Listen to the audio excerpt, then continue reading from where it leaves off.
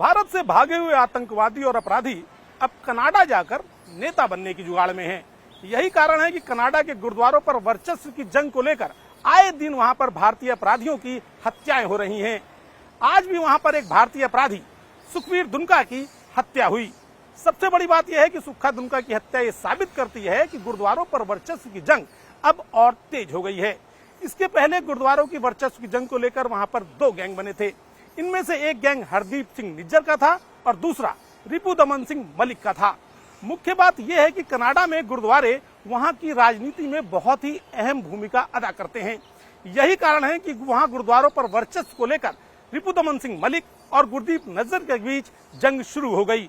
इसके बाद एक के बाद एक हत्याएं होती रहीं और रिपुदमन सिंह मलिक की साल 2022 में हत्या कर दी गई, जिसके जवाब में उसके गिरोह ने निज्जर की पिछले दिनों कनाडा में हत्या कर दी। हालांकि इस हत्या का आरोप कनाडा के प्रधानमंत्री ने कथित तौर पर भारतीय एजेंसियों पर लगाया, लेकिन सच्चाई ये है कि आपसी गैंगवार के चलते और गुरुद्वारों पर एकाधिकार की लड़ाई के चलते ये हत्याएं लगातार हो रही हैं। इसके बाद चूंकि दोनों गैंग यहां से भारत से भागकर कनाडा गए हैं, कनाडा में दोनों गैंग पहले एक ही थे और उनको एक दूसरे के वेयर अबाउट्स का पता था, एक दूसरे की चालों का पता था और ये भी पता था कि ये लोग किस तरह की रणनीति अपना सकते हैं।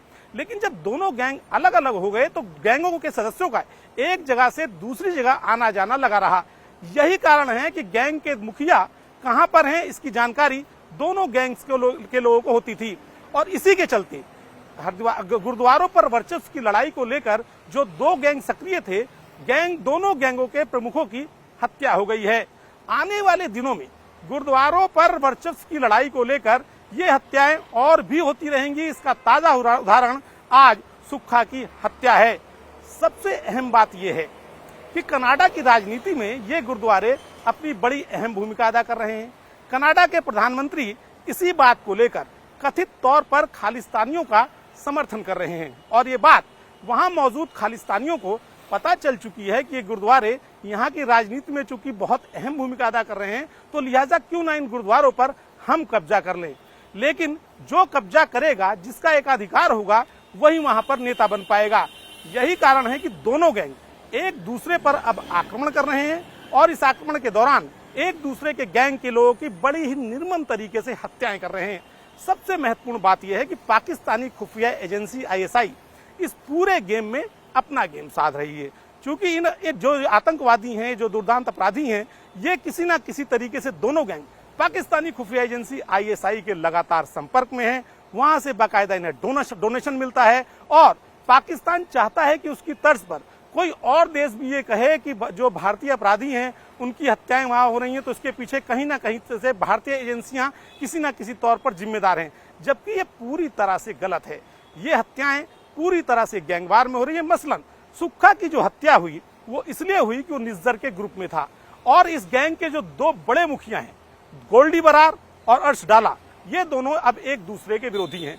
गोल्डी बरार कनाडा में भी रहता है, गोल्डी बरार US में भी रहता है, लेकिन अर्श डाला और उसकी टीम फिलहाल कनाडा में ही रहती है, क्योंकि अर्श डाला और उसकी टीम को हरदीप सिंह निज्जर की हत्या के बाद कहीं ना कहीं ये लगने लगा है कि यदि वे वहां की राजनीति पर हावी हो गए, मसलन गुरुद्वारों पर उनका कंट्रोल हो गया, तो वो किसी न किसी तरह से वहां की सक्रिय राजनीति में आ जाएंगे और एक बार अगर वो कनाडा की सक्रिय राजनीति में आ गए तो फिर उन्हें नेता बनने से कोई नहीं रोक सकता और संभवतः विश्व में वो पहला उदाहरण होंगे कि जब भारत से भागा हुआ अपराधी किसी दूसरे देश में नेता बनेगा और यदि वो ब्लैकमेलिंग की स्थिति में हो तो वहां पर कोई बड़ा स्थान भी पा सकता है। यही कारण है कि आने वाले इस दिनों में इस गैंगवार में और भी लोगों की हत्याएं होंगी। देखना यह होगा कि जो ये हत्याएं हो रही हैं, अब कनाडाई प्रधानमंत्री इसका ठीकरा किसके सिर पर फोड़ते हैं।